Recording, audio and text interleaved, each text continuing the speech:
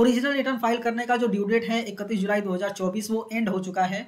और अगर आपने भी आईटीआर मिस कर दिया है और आईटीआर फाइल नहीं कर पाए हैं, तो आज इस वीडियो में मैं आपको बताने वाला हूं कि 31 जुलाई के बाद आईटीआर कैसे फाइल कर सकते हैं और ड्यू डेट अगर हम मिस कर देते हैं तो उसके क्या क्या नुकसान होते हैं। तो आइए वीडियो को स्टार्ट करते हैं।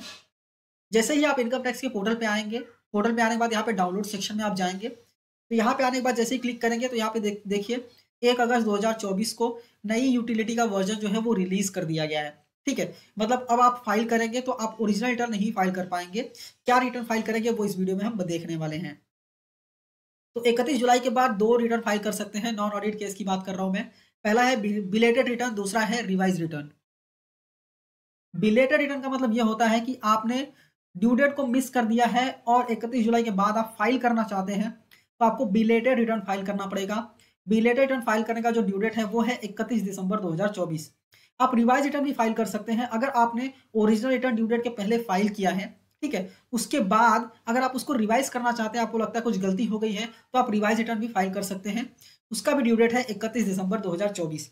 सवाल ये आता है कि सर जिसने बिलेटेड रिटर्न फाइल किया है क्या वो रिवाइज कर सकता है? जी हाँ, कर सकते हो, कोई दिक्कत नहीं है। कुछ लोगों के मन में सवाल ये आता है कि सर अगर 31 दिसंबर में मिस कर दिया तो क्या होगा? तो वहां पे एक और ऑप्शन रहता है आपके पास आईटीआर फाइल करने का, जिसको अपडेटेड रिटर्न बोलते हैं, आईटीआर यू। लेकिन इस रिटर्न में आप रिफंड क्लेम नहीं कर सकते।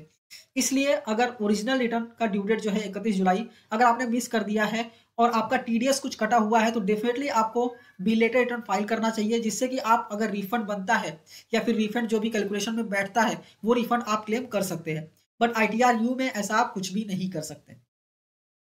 अभी सवाल आता है कि अगर मैंने ड्यू डेट मिस कर दिया तो क्या क्या प्रॉब्लम्स है या फिर क्या नुकसान होने वाला है। ठीक है, तो बिलेटेड रिटर्न अगर आप फाइल कर रहे हैं तो सबसे पहली बात, आप ओल्ड टैक्स रिजीम में फाइल नहीं कर पाएंगे।